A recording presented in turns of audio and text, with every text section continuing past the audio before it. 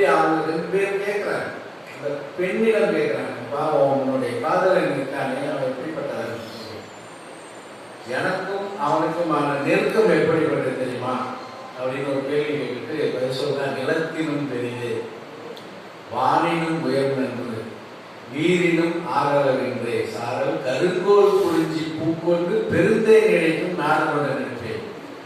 என்னன்னா குறிஞ்சி பூ அது வருஷம் பூக்குறதே இல்லை, 12 வருஷத்துக்கு ஒரு தடவை தான் பூக்கும். இப்ப கூட ஊட்டியில பூத்திருக்கு குறிஞ்சி பூ.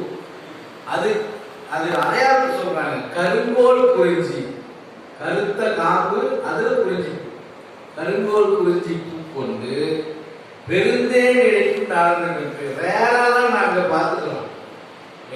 நாங்கள் எங்களுடைய அன்பை மிக குறைந்த காலத்தில், அப்பப்போ இல்லைனாலும் குறைந்த காலத்தில் பார்த்து நாங்கள் அன்பை பெருக்கிக் கொண்டோம். எப்படி பெருக்கிட்டோம்? தேனடை மாதிரி.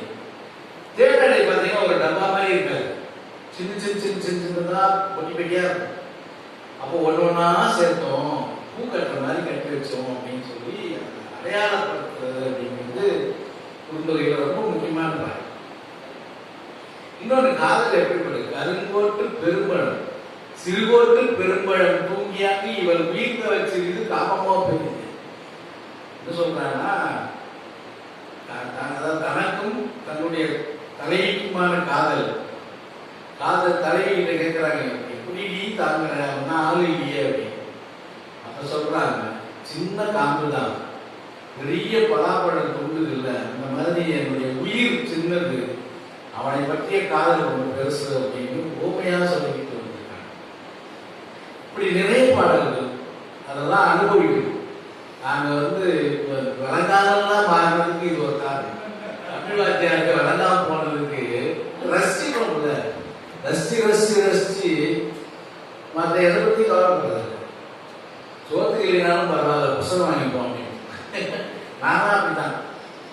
நான் ஹாஸ்டலில் தங்கி இருக்கும்போது இங்கே சொல்லிக் கொடுத்தாரு. எப்படி சொல்லி கொடுத்தாருன்னா, சினிமா ஒரு மாசத்துக்கு ஒரு சினிமான்னு வச்சுக்கோ. அப்பெல்லாம் 2 ரூபாய் தானே டிக்கெட், 2 ரூபாய் 3 ரூபாய். இப்படி நான் 2 மாசத்து சினிமாவுக்கு ஒரு புத்தகம் வாங்கணும். அப்படி வாங்கி படிச்சுட்டு இருந்தோம். படிக்க ரசனை எப்படி ரசிச்சு இதை எப்படிதான் சொன்னான், இதை எப்படிதான் சொன்னான் அப்படின்னு யோசிச்சு பார்த்து அதுல லைட்ஸ் போய் கர்மம் வேற தப்பு பண்ண தோண மாட்டேங்குது. லஞ்சம் வாங்குற மாதிரி வேலை எங்களுக்கு கிடைக்காது. ஏன் கிடைக்காதுன்னா, எங்களுக்கு லஞ்சம் வாங்க தெரியாது, பொய் சொல்ல தெரியாது. ஆமா, யாரையோ புதைக்கிறதுக்கு நம்ம பல வெட்ட தெரியாது. அதனால மனசுக்கு நேர்மையா வாழணும் அப்படின்னு யாராவது இனிமேலாவது முயற்சி பண்ணால் இலக்கியம் படிங்க. தமிழ்ல படிச்சா சீக்கிரம் புரியும், மனசுக்கு நெருக்கமாக இருக்கும். அதனால இலக்கியம் எங்களையெல்லாம் பண்படுத்தியது, சீர்படுத்தியது. அப்படிப்பட்ட இலக்கியத்தை சுவைத்து நாங்கள் அனுபவித்து இங்கே பகிர்ந்து கொள்கிறோம். எங்க அனுபவம் தான். நற்றினையில முதல் பாட்டு நீங்க கேள்விப்பட்டிருக்கலாம்.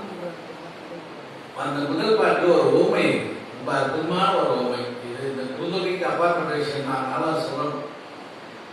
நின்ற சொல்ல வீடுதோர் இனியர் என்றும் என் தோல் பிரிவு அறியலாதே. சொன்ன சொல்லுல நிற்பாரு யாரு?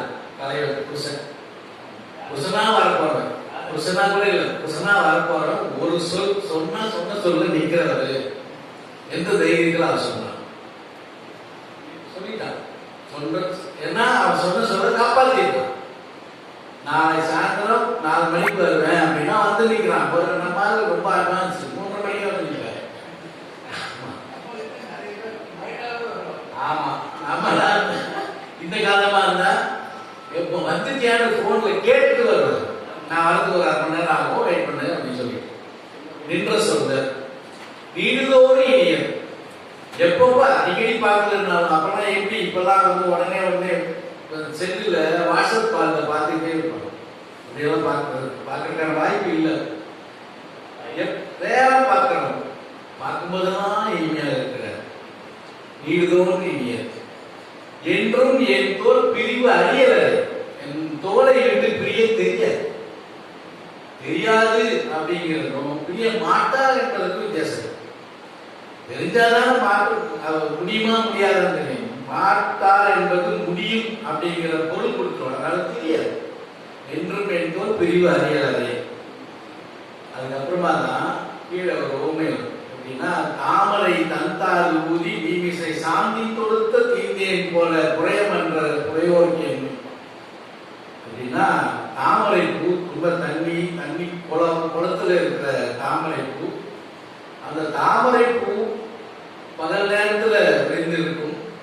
அப்படியே அது ட்ரெயின் எடுத்துட்டு அந்த வண்டி இங்கேருந்து டிராவல் பண்ணுது புரிஞ்சுக்கிறதுக்கு. இங்க இருக்கிறது முல்லையோ மருதமோ, இங்க இருந்து மரம் மேல உச்சியில சந்தன மரத்துல கூடு கட்டுது அப்படின்னா உயர்ந்த மனிதர்கள், உயர்ந்த சிந்தனை உடையவர்கள், உயர்ந்த எண்ணம் உடையவர்கள். என்னுடைய தலைவன் அப்படிப்பட்டவன் அப்படிங்கிறத அவனோடு பழகிய பழக்கம் எனக்கு இனிமையானது அப்படின்னு சொல்ற மாதிரி அது பாட்டு.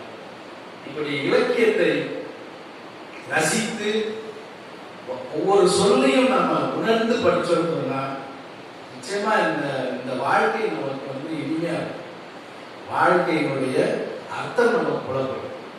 யாருக்காகவும் எங்கேயும் பொய் சொல்ல போன, யாருக்காகவும் நம்மளை முன்னிறுத்திக்கவோ அல்லது நம்ம தான் பெரியாளு என்று இந்த குப்பு முளைக்கிறதா இதெல்லாம் இருக்காது. அதை நம்மை உணர்ந்து கொள்வதற்கு இலக்கியங்கள் தெளிவாக பயன்படும் அப்படிங்கிறதும், இலக்கியம் பேசும்போதே அறிவுரையும் பேசும். அப்படின்னா இந்த குறுந்தொகையிலேயே அந்த மாதிரி ஒரு அறிவுரை என்னன்னா, ஒரு தலைவன் தலைவி பிரிஞ்சிட்டாங்க. பிரிஞ்ச பிறகு அந்த பெண் என்ன செய்யறா, ஊரெல்லாம் தூங்குது, நான் மட்டும் பேய் மாதிரி முடிச்சுட்டு இருக்கேன் அப்படின்னு சொல்றா. முட்டு வெண்பொல் தாக்கு வெண்பொல் அப்படின்னு